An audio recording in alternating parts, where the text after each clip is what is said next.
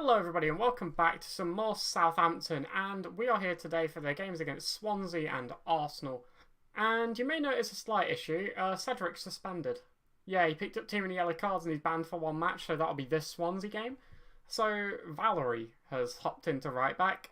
He was in my youth team and he doesn't look awful. Honestly, his 2-star, ignore that, right? His stats are fine, 16 tackling is good, 12 positioning is usable. He's not going to develop into anything great. I mean, this potential's rubbish because he has 9 determination. So I don't foresee him becoming anything, but he'll do the job for a game or two. And other than that, I don't think I've changed too much. I'm trying to have a think. I don't think I have anyway. We have got some exciting stuff coming up in probably next episode, actually, regarding transfers. A few things have been locked down. A few players are going to be moving on. A few players are going to be coming in. Some players I'm quite excited about are going to be coming in.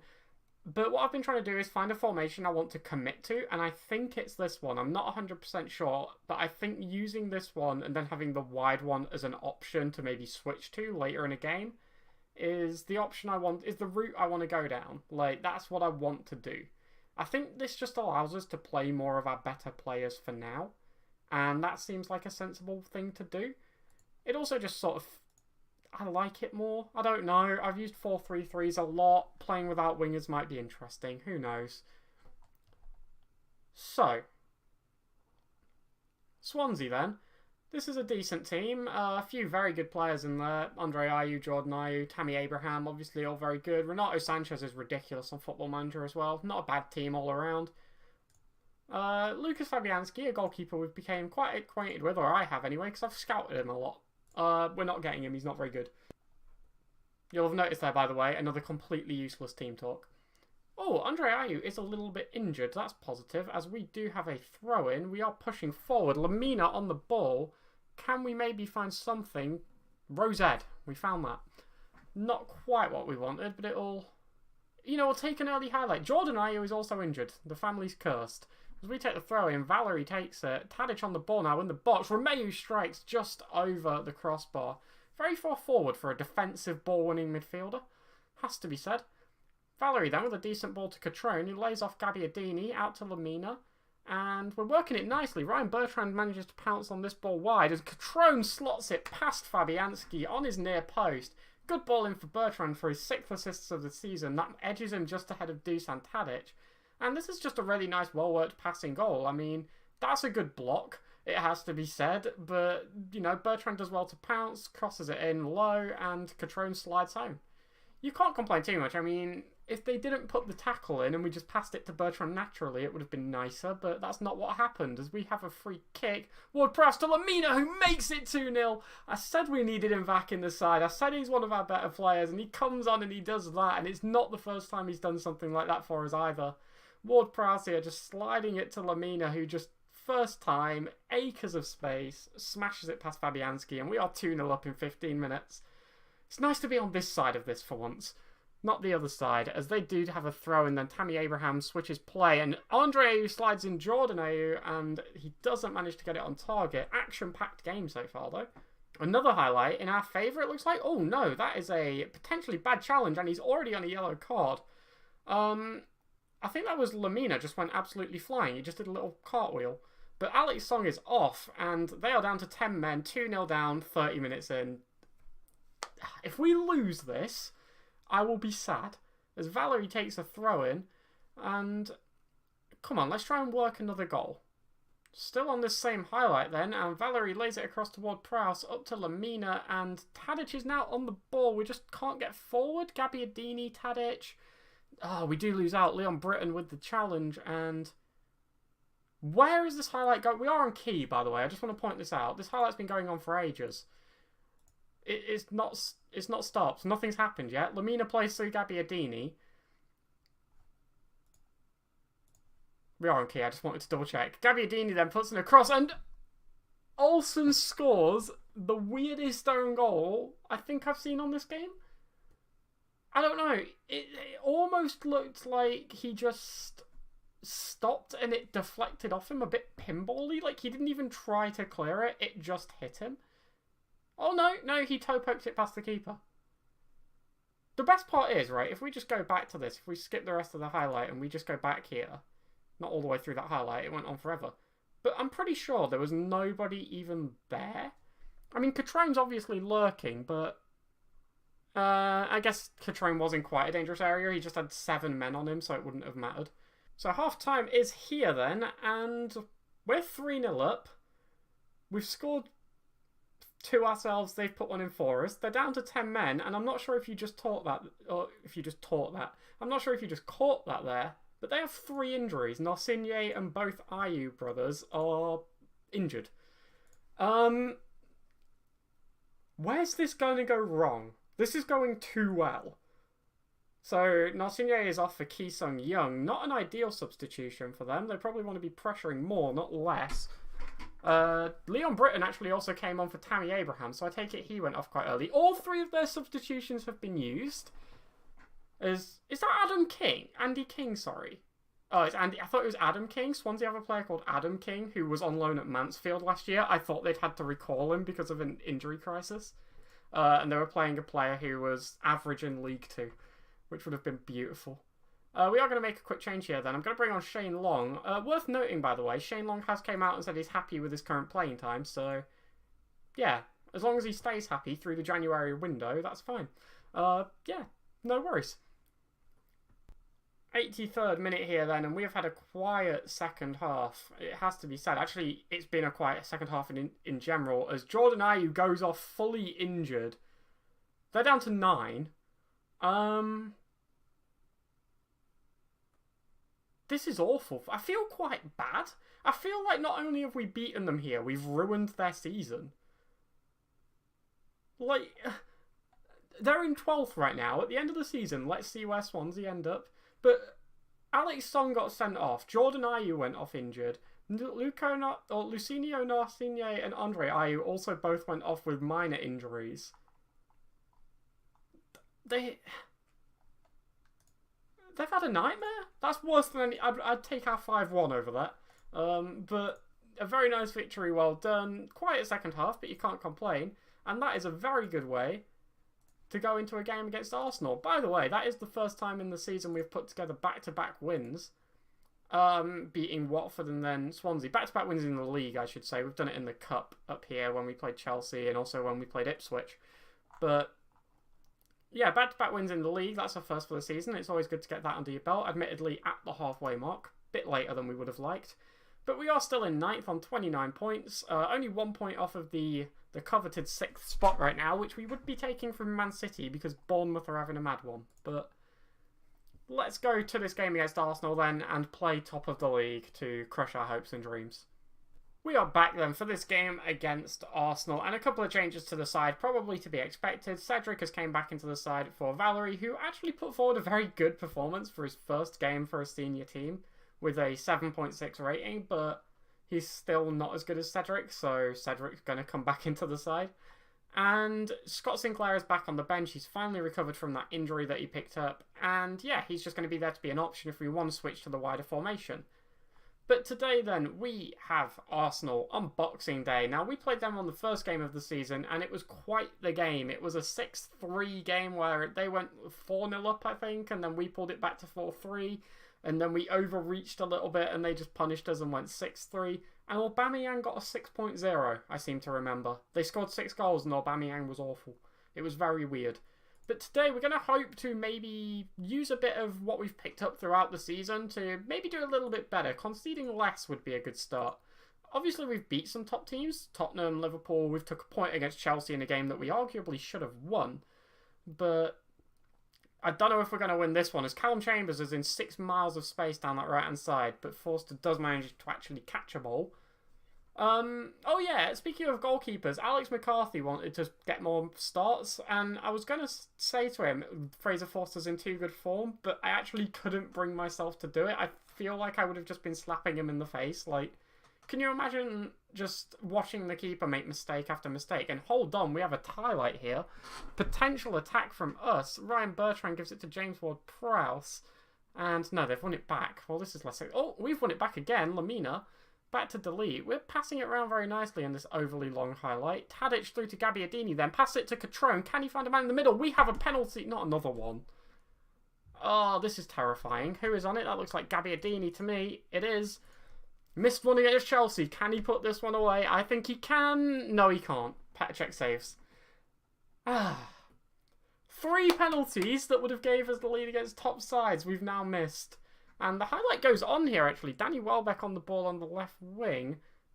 I'm hoping this is just going to fade out, but it doesn't look like it as Mkhitaryan pushes forward. This is terrifying. And a penalty has now been awarded to Arsenal. Can Fraser Forster repeat the antics of Petr Cech and make the save? Lacazette steps up to take it, and he can! Fraser Forster saves the penalty. 2 missed penalties in the same highlight. I can honestly say I've never seen that before in Football Manager.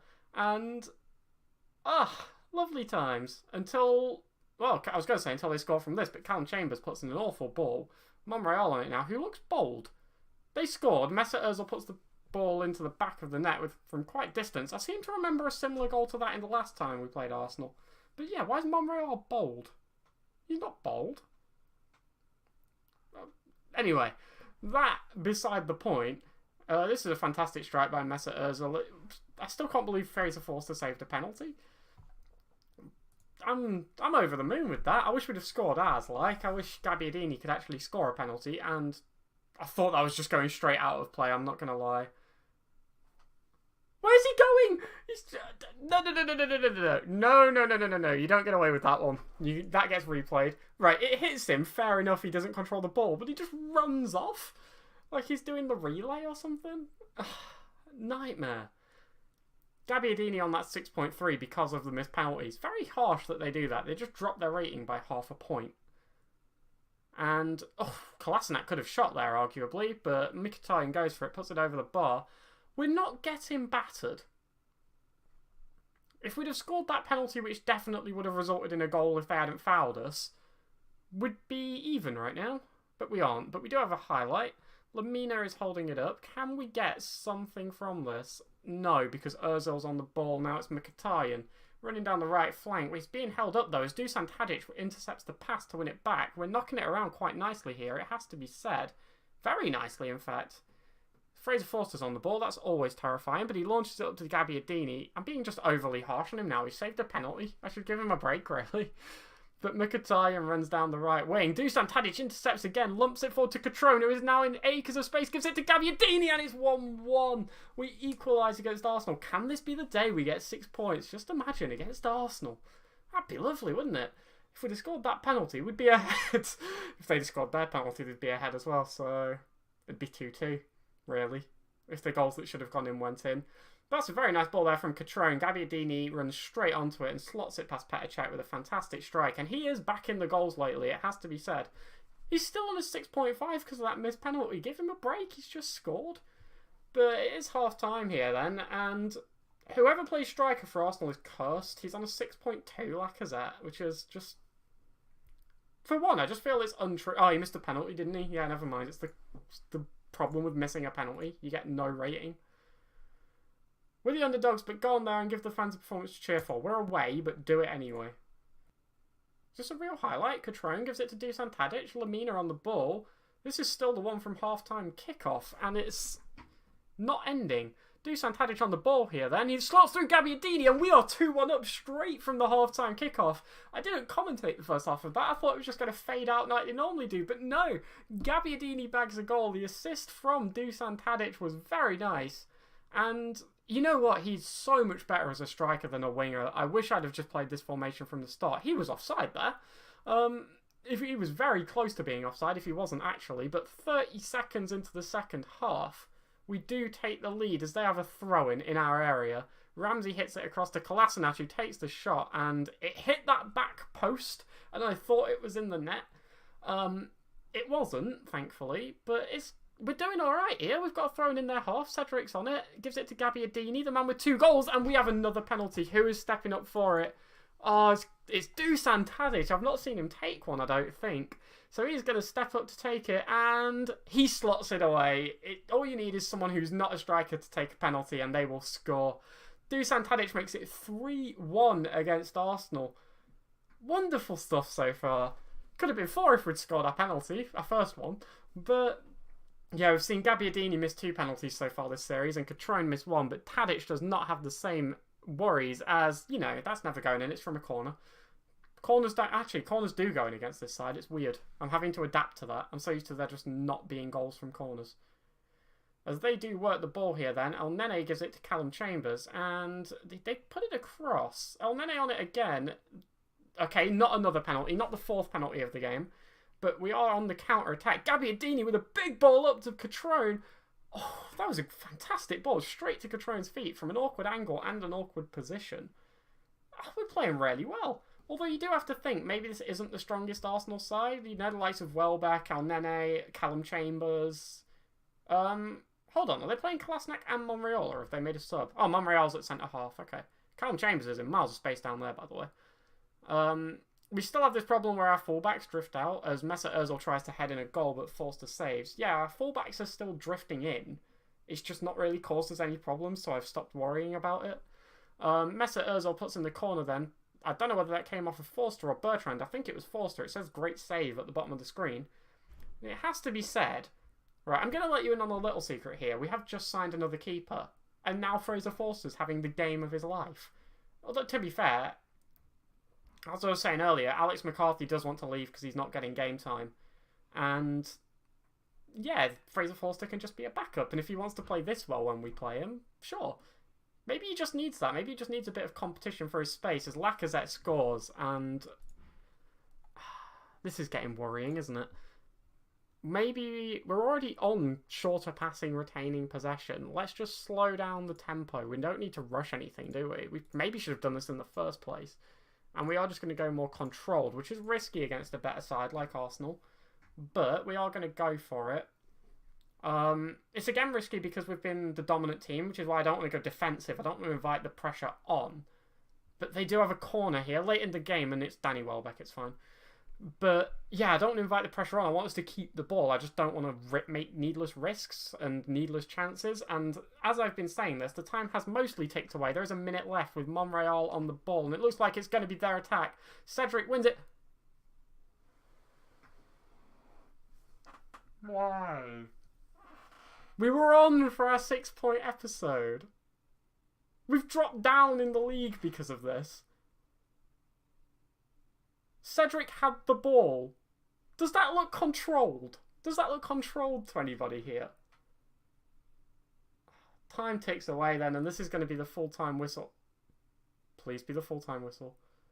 Delete, heads clear. Can we counter-attack? James Ward-Prowse plays it up. Manolo Gabbiadini lumps it forward. Patrick Catrone. Oh, we were on the ball, ref. Oh, I'm sad. We were winning.